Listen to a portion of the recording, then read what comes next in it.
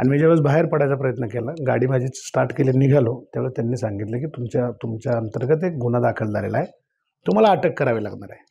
म्हटलं ठीक आहे, काय करायचं तुम्ही ते करू शकता. मग मला त्यांनी अटक केली. त्यामुळे मला पैशाची डायरेक्ट कधी गरज लागत नाही. त्यामुळे जरी आरोप झाले, ह्या सगळ्या कायदेशीर बाबी आहे. मग आपण ह्या सगळ्या ज्या सेंट्रलच्या एजन्सी आहेत, या सगळ्या सेंट्रलच्या एजन्सींनी काम पाहिलं, अनेक वेळा सर्च केलं, काही मिळलं नाही. माझ्यावरती धाडी पडतात हे बरोबर आहे, पण धाडी पाडायला लावणारे काही राज्यकर्ते आहेत की बाबा याला पहिला चेक करा, याच्याकडे काय ते बघा. नमस्ते, लेट्सअप विशेष या कार्यक्रमामध्ये आपल्या सर्वांचं स्वागत. आज आपल्या सोबत आहे पुणे जिल्ह्यातल्या राजकारणातले अतिशय एक अतरंगी व्यक्तिमत्व, जे पैलवान म्हणून ज्यांची ओळख आहे आणि ते कधीही कोणाला दोघी पछाड घालू शकतात अशी ज्यांची ओळख आहे.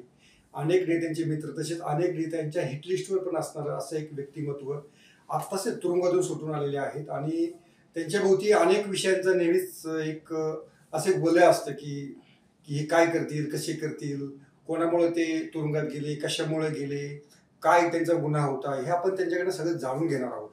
आणि त्या व्यक्तिमत्वाचं नाव आहे, पुणे जिल्ह्यातल्या अनेक लोकांना ते लक्षात यायला असेल, ते आहे पुणे जिल्हा परिषदेचे बांधकाम समितीचे माजी सभापती माननीय मंगलदास बांदल. बांदलजी, आपल्या लेट्सअपमध्ये स्वागत. नमस्कार. आपला हा इंटरव्ह्यू आता होत आहे.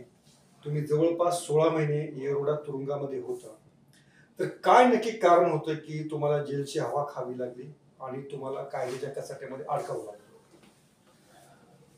कायद्याच्या कचाट्यामध्ये अडकावं लागली ही वस्तुस्थिती आहे.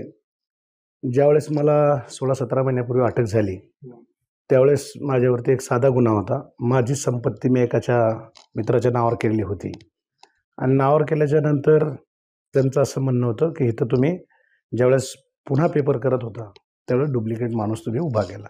अर्थात ती माझीच संपत्ती होती. मी त्यांना विचारलं, पण त्या संदर्भामध्ये कुठले एव्हिडन्स नसताना स्थानिक पोलीस स्टेशनच्या PIने काही कामानिमित्त मला बोलवलं. काही लोकांचे प्रश्न सोडवण्यासाठी मी तिथे गेलेलो होतो. आणि मी ज्यावेळेस बाहेर पडायचा प्रयत्न केला, गाडी माझी स्टार्ट केली, निघालो, त्यावेळेस त्यांनी सांगितलं की तुमच्या अंतर्गत एक गुन्हा दाखल झालेला आहे, तुम्हाला अटक करावी लागणार आहे. म्हटलं ठीक आहे, काय करायचं तुम्ही ते करू शकता. मग मला त्यांनी अटक केली. अटक केल्यानंतर इन्व्हेस्टिगेशन पुढं होत राहिलं. ते आयोग होते आणि त्या प्रक्रियेमध्ये पुढे मला जेलला जावं लागलं.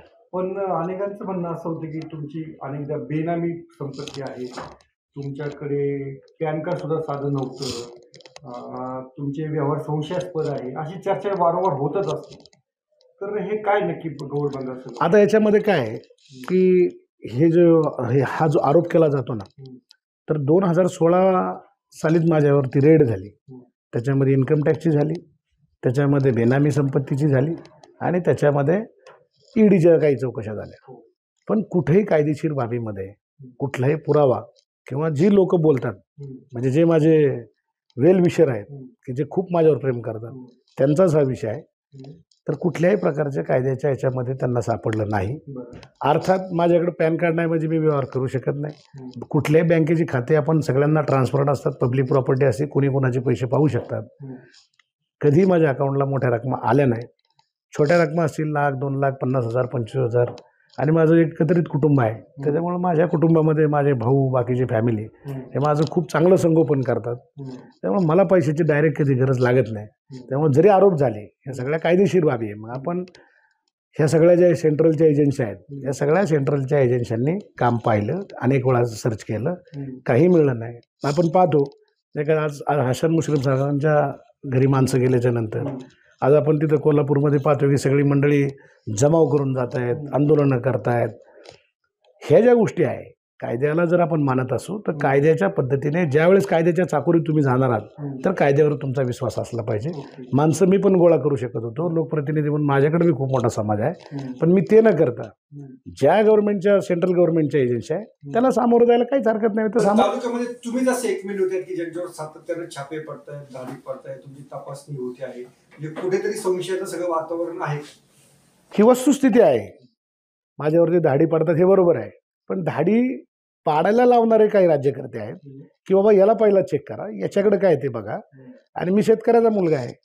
संपत्ती शेतीतून जमा करणं हा काय गुन्हा नाही.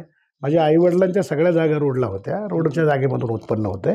उत्पन्न निघल्याच्या नंतर त्या ठिकाणी उदरनिर्वाह करणं, चांगलं राहणं, मोठं होणं हे काहीच नाही. हे करणारच. म्हणजे कोणी जरी संपत्ती जमा कोणी आरोप केला असेल तर माझ्या बाबतीत अशी कंप्लेंट कधीही पोलीस स्टेशनला आलेली नाही आहे.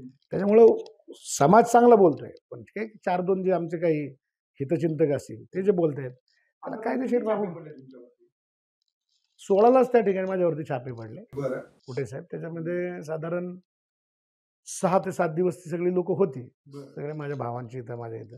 त्यांनी इन्व्हेस्टिगेशन केलं. त्याच्यानंतर त्या केस इन प्रोसेस सुरू आहे. PML आहे, इकडे इन्कम टॅक्सला आहे, EDला आहे. कारण ती सगळी प्रॉपर्टी त्यांनी पाहिलेली आहे. त्यांना काहीही मिळत नाही आहे. पण राजकीय बदनाम झालं पाहिजे. कारण मी राजकीय विचारांचा थोडासा वेगळा माणूस आहे, की लोकांच्यामध्ये जाऊन ज्यावेळेस आपण जातो, कारण माझ्यासारख्या कार्यकर्त्याला त्या गावचं सरपंच, त्या मार्केट कमिटीचा सभापती, जिल्हा परिषदेचा सभापती, जिल्हा परिषदेला गट बदलून निवडून येणं, हा जर माणूस काय करत असेल आणि तिथं भल्या भल्यांना तिथं पराभवाला सामोरं जावं लागल्यामुळं ही सगळी हितचिंतक एकत्र येऊन कंप्लेंट करतात.